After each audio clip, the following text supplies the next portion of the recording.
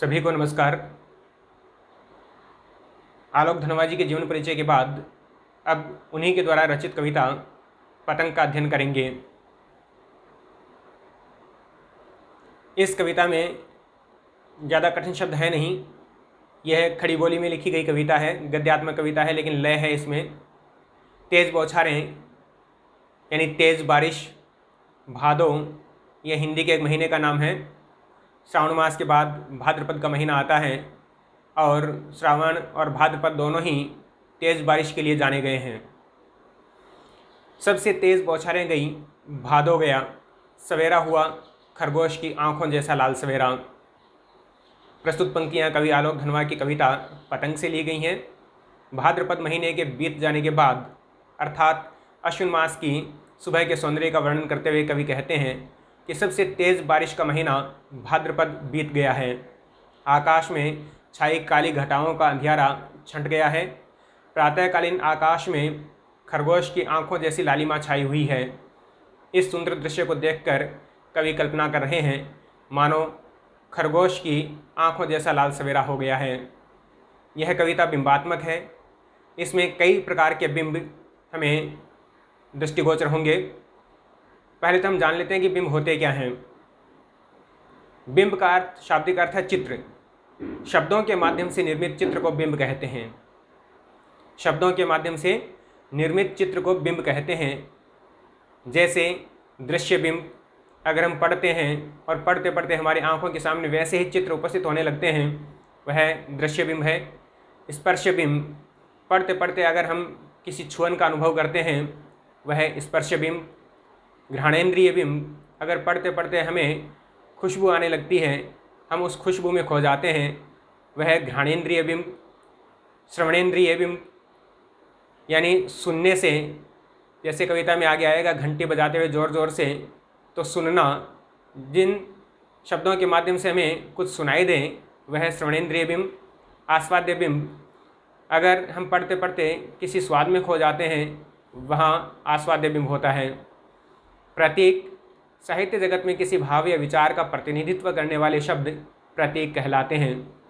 तो यहाँ पर सबसे तेज़ बौछारें गईं, यानी बौछारें दिख रही है हमें जाती हुई, तो यहाँ पे कौन सा बिंब हो गया? दृश्य बिंब।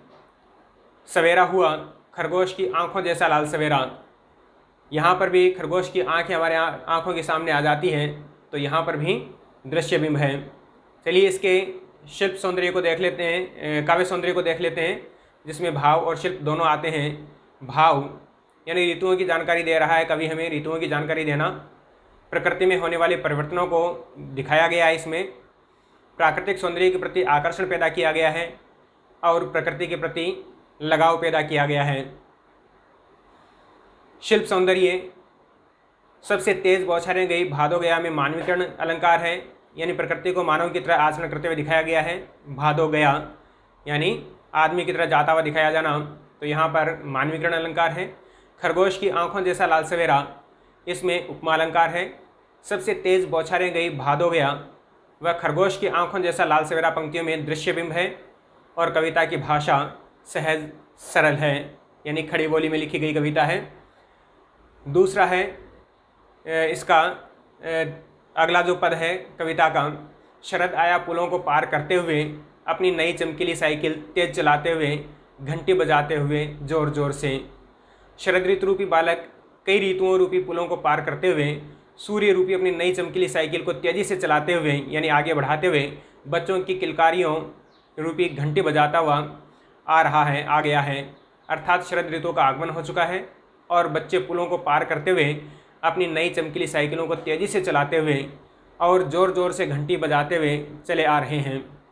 चारों तरफ उल्लास और उमंग का वातावरण है। इसका काव्य सौंदर्य,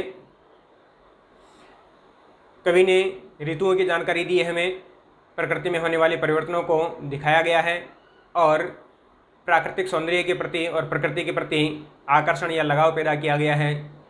शरद आया पुलों को पार करते हुए पंक्ति में शरद ऋतु का मानवीकरण हुआ है, ये इसका शिल्पगत सौंदर्य है। अपनी नई चमकीली साइकिल तेज चलाते हुए पंक्ति में दृश्य बिंब है। घंटी बजाते हुए ज़ोर ज़ोर से पंक्ति में श्रव्य बिंब है।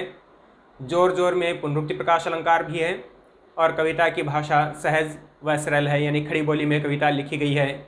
आज के लिए इतना ही, धन्यवाद।